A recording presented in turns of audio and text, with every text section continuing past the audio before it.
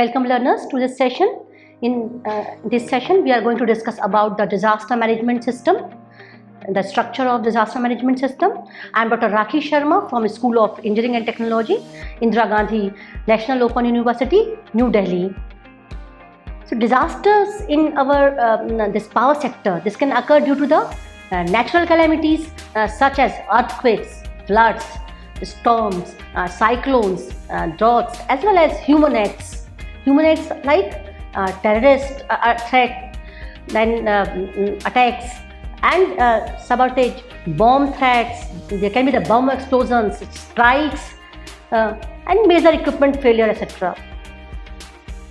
So each power utility must have in place a disaster management plan with well-defined objectives, and it should set up a disaster management system that have clearly spelled out the disaster preparedness activity and post-disaster measures for each type of disaster.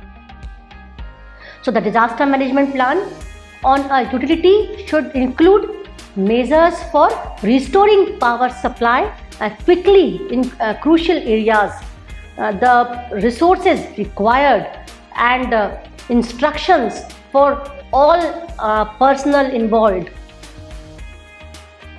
So now let us discuss that what are the learning objectives of this session on disaster management system structure.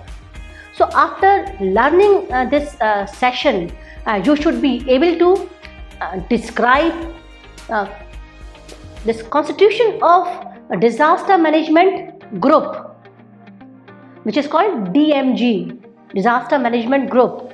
What is the constitution of this? Then you should be able to discuss plant level emergency management group, where the event happened. Then you should know measures for quick restoration of power supply. Then explain facilities required to tackle any disaster. So these measures will be discussed in this session. So first of all, the structure of the disaster management system. In case of any crisis, our prime focus is prime focus of activities would be what? At local level, where the incident has happened. But in case of major disaster affecting the plant, installation or site, a comprehensive disaster management system should be in place with all initiatives and supports at the regional level or central level or national level especially. So it is necessary to have integrated approach at national level to monitor the and meet the various situations arising out of the crisis in the power sector. That means we should have the four-tier structure for the disaster management system. The four-tier structure should be in place for purpose with intervention and response.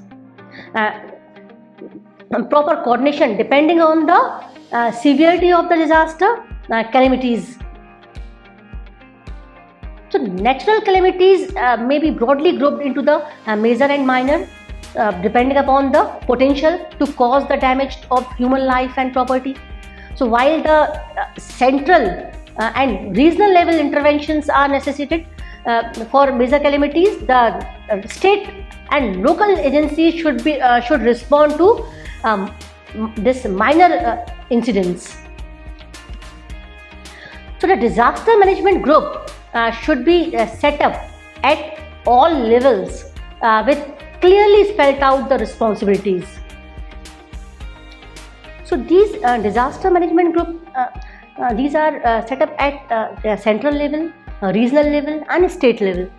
So the central level disaster management group, the prime responsibility is to facilitate development of comprehensive disaster management plan and policies formulation at national level, and they support from other national and state level agencies and coordinate the assistance in terms of human resource and material at national level.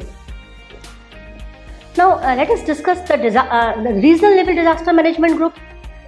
The responsibilities of regional level disaster management group are to provide the interstate emergency and start up power supply and coordinate early restoration of the transmission system.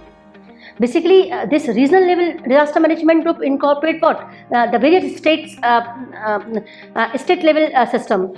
So here it can coordinate with interstate. So all efforts are made that the particular affected state may be provided all support at a regional level. So even this regional level disaster management group participate in the damage assessment. By this assessment, the help can be provided, even the financial support can be arranged. The other responsibilities are the facilitate resource movement to affected state from other regional states. Then state level disaster management group, the responsibilities are to ensure that the disaster management plans are in place. Then mobilize resources for restoration. Mobilize means organize or prepare something for the purpose, because once the resources are there, but it is necessary that it should be prepared for particular purpose, that which is what? Restoration, bringing back the normalcy. So this is ensured, or this is the responsibility of the state. Then mobilize financial resources. If the finance is arranged as per the assessment, and then it is necessary to mobilize it, to organize or prepare or something for the main purpose. Then facilitate interagency support. The facilitate and damage assessment, because the main assessment is coordinated by the state level disaster management group.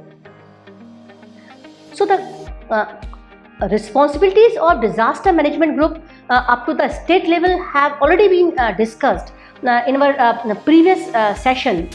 So now we have discussed these in brief. Now see the setting up of one very important thing is that setting up of control rooms. The 3-tier controlling system may be set up in case of the disaster management at central, regional or state level, and power station and grid substation level. So these control rooms should work in well coordination manner. The main objective is what? Control room should be pull up all possible resources to ensure continuity of the power in the country. Since the plant level emergency management group shoulder the major responsibility in disaster management, we would like to deal with role and responsibilities of plant level emergency management group in some detail. What is this? So the plant level, this is a very important, because all the activities are taken here only. So the plant level emergency management group will be discussed in like what is the responsibilities of this plant level emergency group, then how it can work for the damage assessment, then alert notifications which are very much required in the proper form, then advanced preparedness. So what will be the role for advanced preparedness for this emergency group at plant level, then post-disaster response and recovery stage, the role of the plant level emergency management group. So this will be discussed one by one. Now let us discuss about the responsibilities of a plant level emergency management group. The main the responsibilities are direct action within the affected area, taking into consideration the priorities for safety of plant, installation, the personnel, to minimize damage to plant and equipment, property and environment. So these group or this plant level emergency group is responsible to direct action within the affected area. and direct fire and security personnel for what? For immediate action. So this is also the responsibility of the plant level management group. Then it ensures that all non-essential workers, staff in the affected area are evacuated to the safer place. That means the safety is the first priority. The person who are required, they should be proper. They should be there, and their work should be defined. And if the person are non-essential, so they should be. So the area should be evacuated to the safer place, and set up proper communication points. So these are the responsibilities at plant level. Of the emergency management group.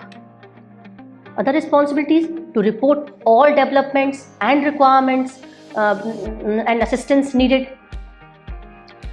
and to preserve all evidence. This is very important aspect. It is necessary to preserve all the evidence in order to facilitate any inquiry into the factors and circumstances which caused or escalated the emergency. So that it can be properly evaluated that the reason of the disaster, and the facility can be arranged for that. Even the preventive measures can be taken for further updating of the plan.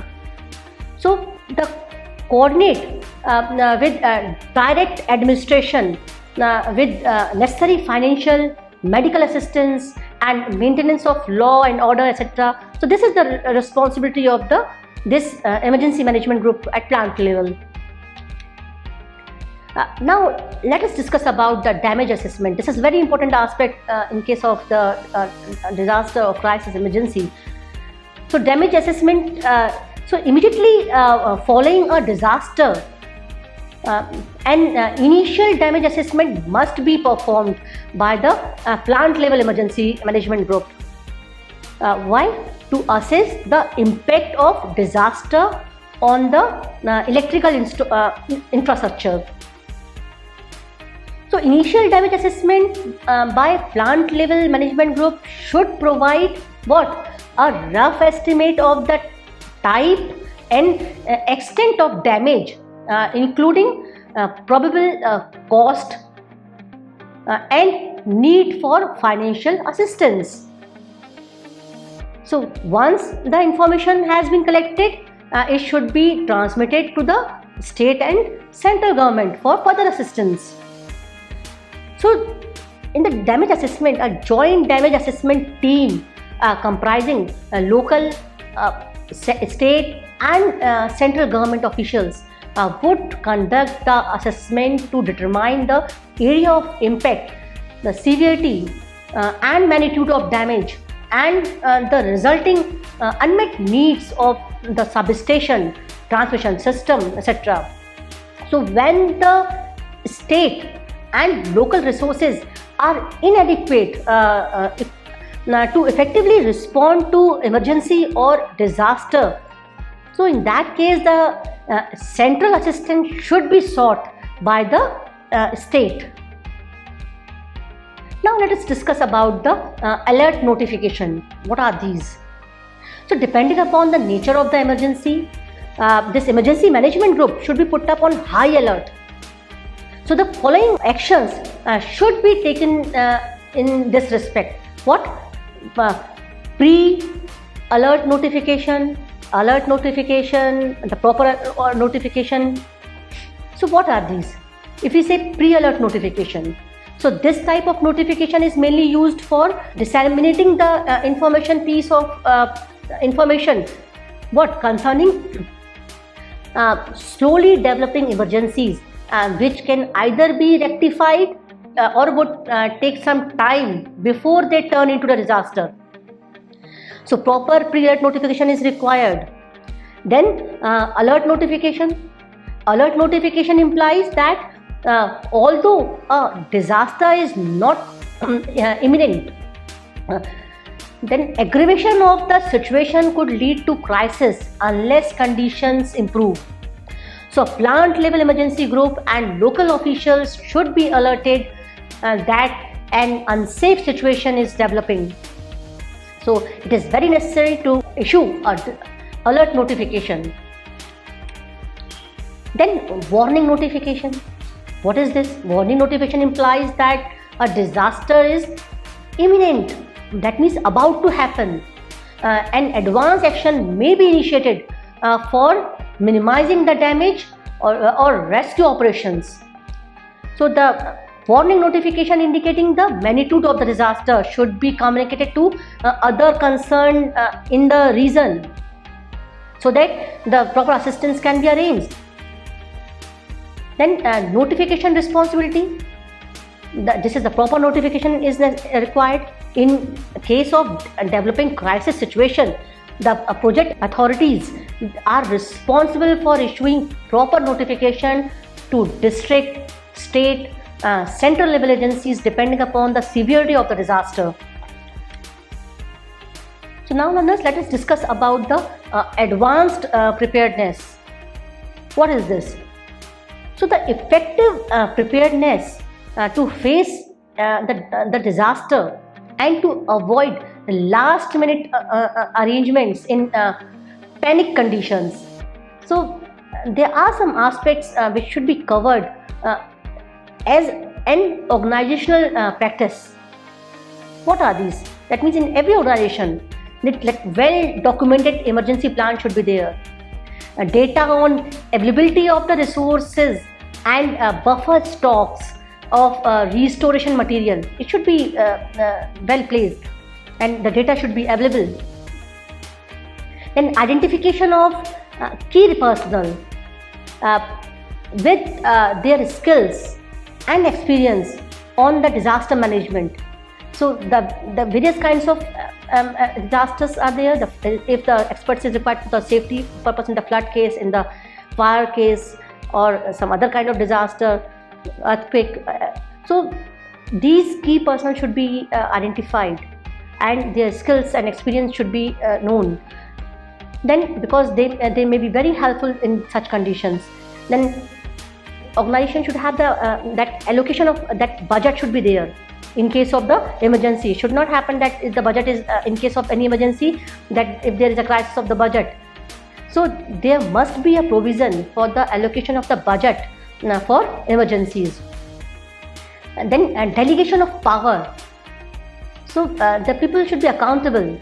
The person should be accountable. So delegation of the power at various level for disaster conditions, it should be properly defined in as per the organizational practice. The mutual assistance agreement signed by the power utilities. If some utility get affected because of this crisis and disaster, so it can get the assistance. It can be the resources from the other utility. So these mutual assistance agreement should be there, or it should be proper in the signing form for sharing the men and material resources on demand. So for advanced preparedness, the emergency management group should maintain something. What is this?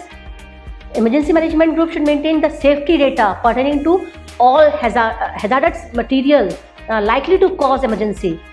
In case of the plant, there may be the many hazardous material. There may be which may cause fire, or which may cause some other emergency situation. So these materials should be identified, and the safety data pertaining to that, some gas may be there, some toxic gases, some oil or some other kind of toxic material can be there, fire place can be there. So the safety data pertaining to these should be proper there, and with the emergency management group, and they should maintain about this.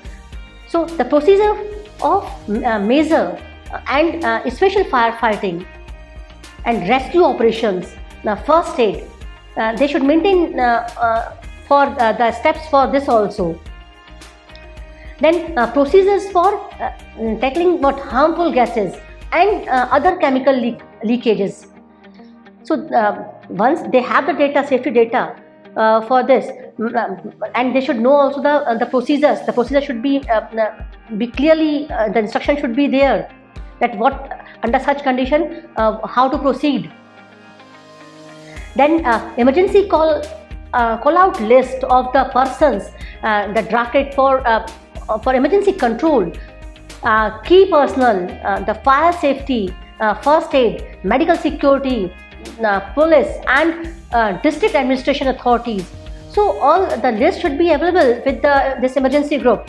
Then emergency manual should be there, blown up area map should be there, district phone directory, then public address system, emergency lights, and identification of the personnel for the mock drill and training, because this is a frequent activity which should be taken up by at plant level. So this should be known to the or this should be maintained by the emergency management group.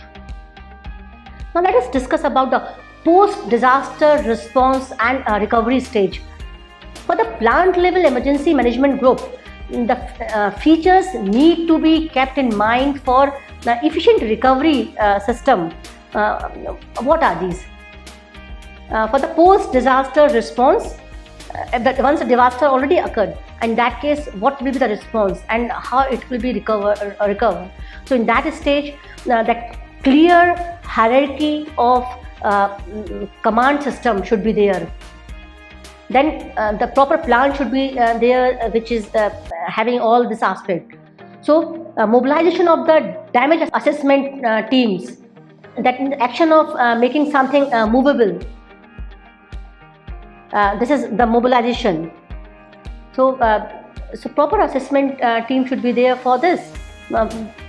Then not only that assessment team and how they will work and how they will take the action for the particular thing, it should be there. Mobilization of team for establishment of base camps infrastructure. So base camp is what? Base camp service is specialized in design, operation and management of temporary life support facilities for disaster relief operation. So this should be properly decided by the plant level emergency group in case of the post-disaster response. So officer for communication with the outside environment, press, etc. Then predefined staff for coordination with the agencies for restoration.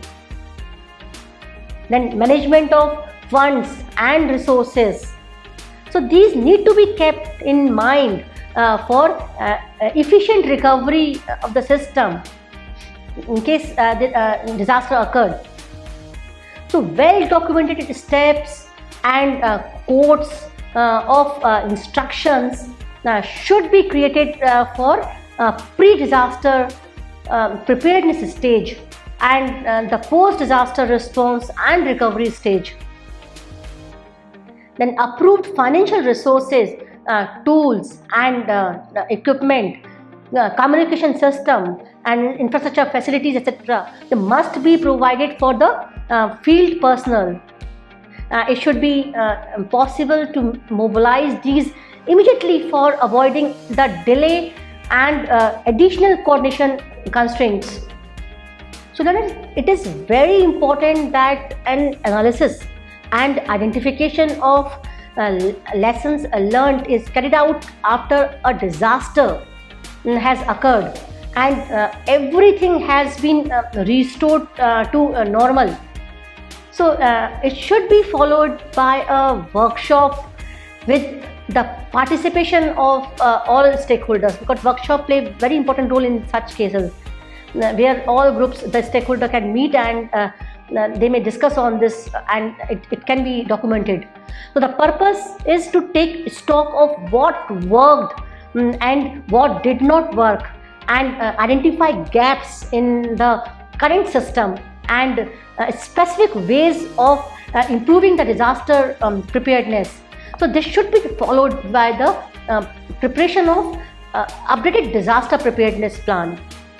So the disaster management plan of a utility should include measures for restoring the power supply quickly in the crucial areas, the resources required and the instruction of all personnel involved. Now let us discuss the measures for quick restoration of the power supply. So what are the required?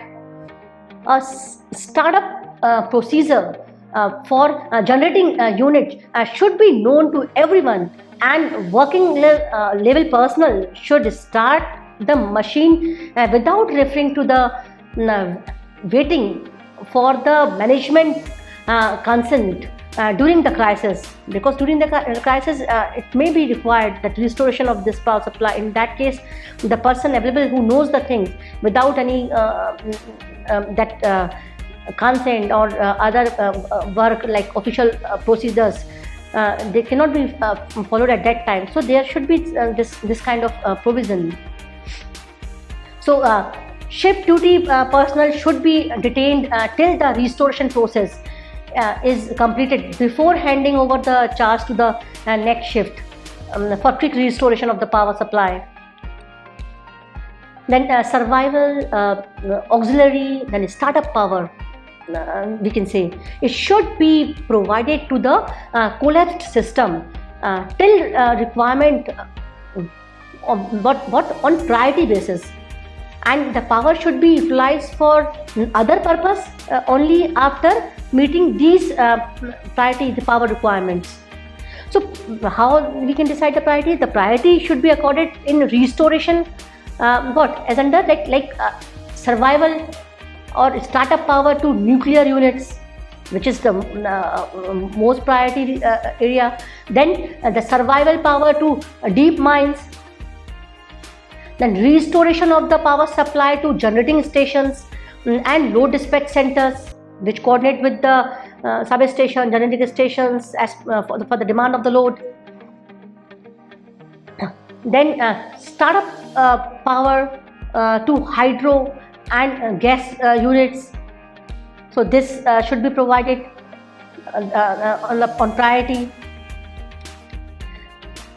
Then other measures are the area load dispatch concept should be adopted during the startup to avoid jamming of communication system as well as for ease in decision making. So a list of telephone numbers of all substations with STD codes should be available, as communication is essential requirement, and time is the essence during the restoration process or quick restoration process. So loading of generator supplying the startup power, it should not be much. It should not exceed 80% of its capacity. The effort should be made to keep the power factor up to unity or near the unity, or generator should not be operated on the lagging side if possible. So now let us discuss about the restoration of the transmission lines. So transmission lines are the arteries of electricity grid, and these are the most prone to damage due to the earthquake, cyclone, terrorists and attack, floods, etc.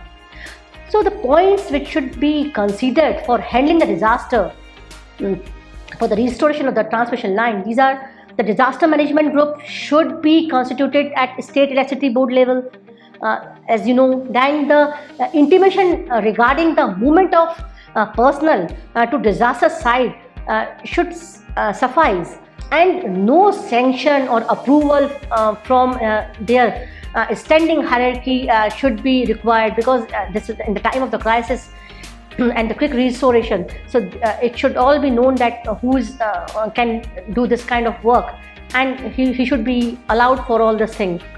So in every utility looking after operational and maintenance of the transmission lines, the section wise responsibility should be clearly defined, and they should have the contingency plan for the various emergencies.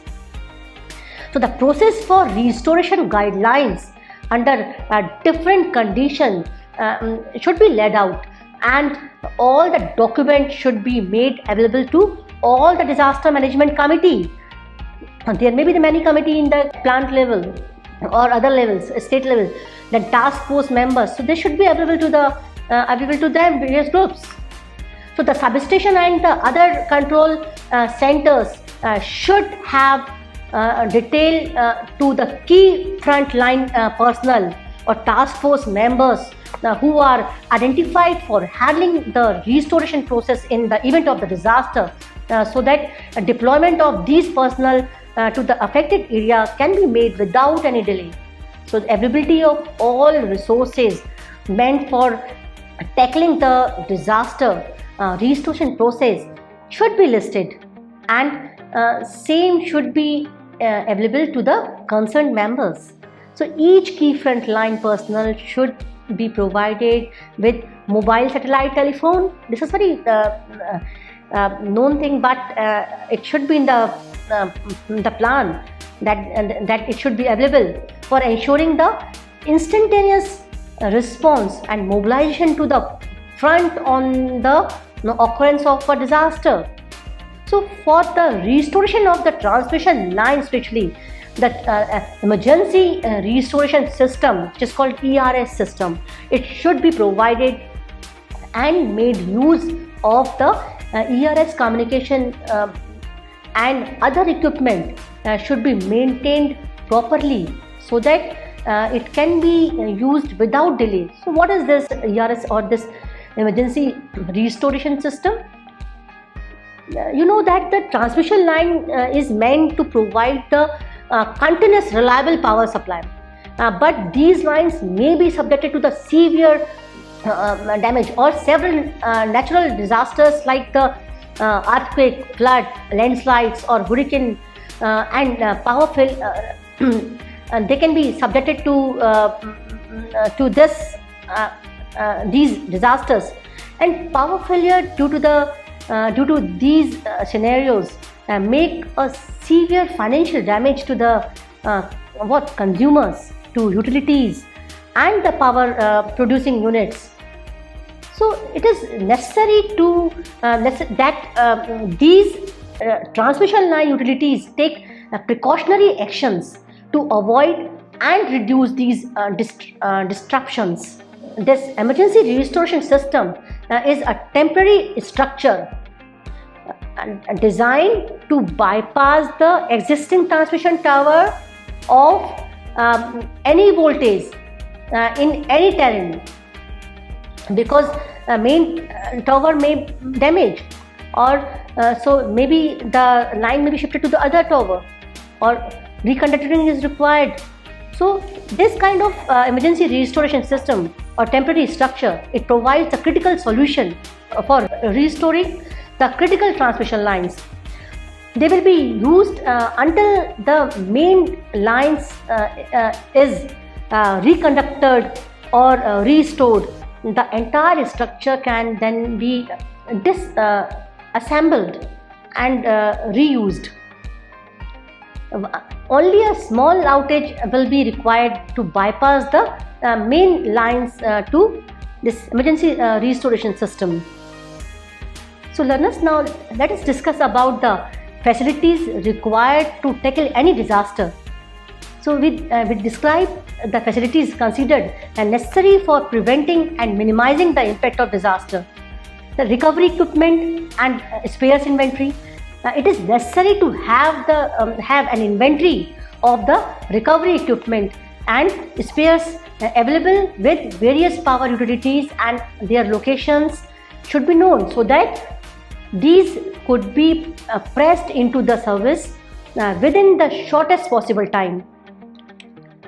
Then the communication facility. This is a very important facility which should be available. The communication and information management is the key to any crisis response and recovery plan. So use of modern day information technology has to play a greater role. Software system incorporating risk assessment, creating procedures, establishing command and control structure, monitoring crisis response activities, and integration with various agencies, groups would need to be incorporated as a part of emergency management. Then what is required? Use of satellite communication system.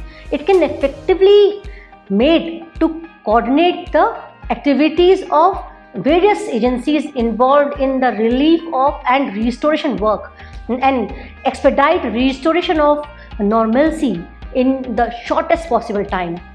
Mobile phone, walkie-talkie, this should also be available with the persons involved. So other facilities, transport and other arrangement, these seems very simple, but these are very important, that each and every small and every facility is very important at the time of disaster. So arrangement for adequate number of vehicles for the movement of people and material must be ensured. Medical facilities should be made available round the clock to the staff engaged in the restoration activities. Arrangements for the drinking water supply must also be ensured. Then financial resources. To tackle disaster, arrangements for adequate financial resources must be made so that the restoration activities do not get hampered because of shortage of funds. The authorized signatory may be designated for each strategic location that can take on-spot decision, because this is very much required at a time of the disaster, that if the person approving authority is not available, so in that case the authorized signatory should be there in place of other. So back start facilities, or we say the black start means in case of the power failure. So arrangement for startup power source at each major installation must be identified. Regional load dispatch center have to make necessary plans for this. Then other facility which is required is dewatering pumps. So during floods, the immediate concern is what? To minimize the impact of flood water on the generator and other equipment in the substation. So availability of dewatering pumps is therefore considered necessary for stations located in the flood prone areas. Then mobile diesel generating sets, why these are required? You know about this. In case of any emergency, failure, disaster, so sufficient number of mobile diesel generating sets should be available at all distribution circles and should be moved immediately to provide emergency relief and to meet the need the dewatering water pumps also, because at that time there is a need of the electricity, and this mobile or diesel generating sets can give immediate requirement. The facility of solar energy systems and photovoltaic systems, this should also be very helpful. The solar energy, because you know that renewable energy sources can play a very important role in reducing the exposure of risk of natural disaster in the speedy recovery. So solar energy system and the photovoltaic system are particularly viable and suitable during the initial period of the disaster, because they do not require that fuel, and because they work on the the sunlight. So in case of the emergency, that solar energy can be transformed to the electrical energy using these renewable energy source. So the non-conventional sources of energy such as solar cells, photovoltaic power systems, and also that diesel generating sets, these are of great value, especially when factored against the high cost that often accompanies blackouts. So list of contractors, so this is also available. This should be this facility should be available at the plant to tackle any disaster. The local project authorities of disaster prone areas should keep a list of the competent contractors, agencies who can be assigned the various components of restoration activity in the event of a disaster. Now the emergency restoration system, we have already discussed about this. In case of the damage to the transmission lines, the temporary arrangement for the restoration of the power supply can be made with the help of this ERS system, which consists of a special type of lightweight modular structures, generally steel structure, with light polymer insulators and number of stays to support the transmission lines. So one set of ERS, emergency registration system, for each such areas should be procured and kept in store at strategic locations.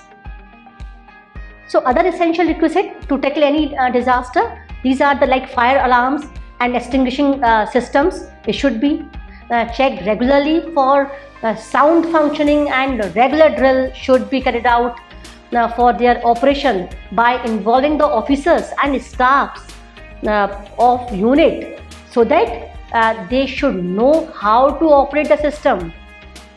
So without this, even you have the facilities, but this cannot be utilized properly if the procedures are not known how to operate it.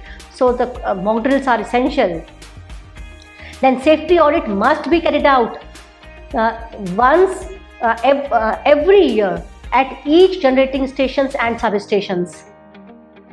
There should be perfect interaction on the continuous basis between the various disaster management groups and state intelligence agencies, because there should be the proper coordination in case of the suppose terrorist attacks are there. In that case, the proper coordinations are required. So perfect interaction should be there. The islanding schemes, basically for the electricity grid, the isolation, so of each state must be updated on continuous basis in consultation with the regional electricity board. So each regional electricity board and the regional load dispatch centers must identify the generating stations, grid substations and load dispatch centers according to their critical importance with respect to safe operation of the electricity grid. We have already studied what is this load dispatch centers, what is the role of the regional load dispatch centers, how it coordinates between the generating stations and the substations for the load, meeting the load demands.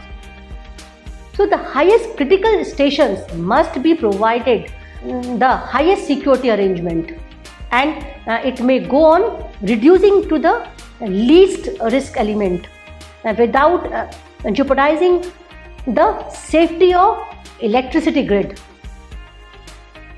State level support group should meet the at least once in 6 months, so that they may discuss about the plan. Then power management group at national level has to meet once in 12 months for exchange of views and also for updating the disaster management plans. All state and central power utilities should constantly review the equipment, system design standards and practices based on the new developments and the state of our technologies and design practices available at that time. So it should be continuously reviewed by these state and central utilities. The equipment which frequently creates problems need to be replaced. So each power station, power utility should create a fund for meeting the requirement of a disaster management plan. So what should be this fund? So disaster management fund should be 1% of the annual revenue of the station or utility. This is one criteria to keep it in the utility, and these funds should not lapsable and should be allowed to accumulate. So the disaster management fund should be at full discretion of the emergency management group once the emergency has been declared. So these all points need to be keep in mind to tackle any disaster. Even in case of the underground powerhouse, should be provided with the exit routes at different locations to make exit in case of any emergency like fire, flooding, etc. And smoke evacuation system should be provided in case of the fire in underground stations. and comprehensive statewide drill should be carried out periodically, at least once in every 6 months, to test capabilities. And emergency scenarios should be developed to test the emergency plans and organizational response at all levels through mock exercises. So this is a very important thing. So this mock drill is periodically required. At the end of each exercise, an evaluation of the response call should be carried out. Why? To take care of any deficiency noticed. And this was an overview of a typical disaster management plan and the system for managing disasters for a power utility. So learners, now we are summing up this session. And disaster in the power sector can occur due to the natural calamities as well as human act, which we have discussed. And each utility must have in place the disaster management plan with well-defined objectives. It should set up a disaster management system that have clearly spelled out disaster preparedness activities and post-disaster measures for each type of disaster. So disaster management plan of utility should include measures for restoring power supply quickly in crucial areas especially. And we discuss about that the 4-tier structure at national, regional and state and local levels should be placed for management of disasters with intervention and response depending on the severity of the disaster or calamity. So disaster management group should be constituted at all levels with clearly spelled out responsibilities. With this, I am ending this session. Thank you and happy learning.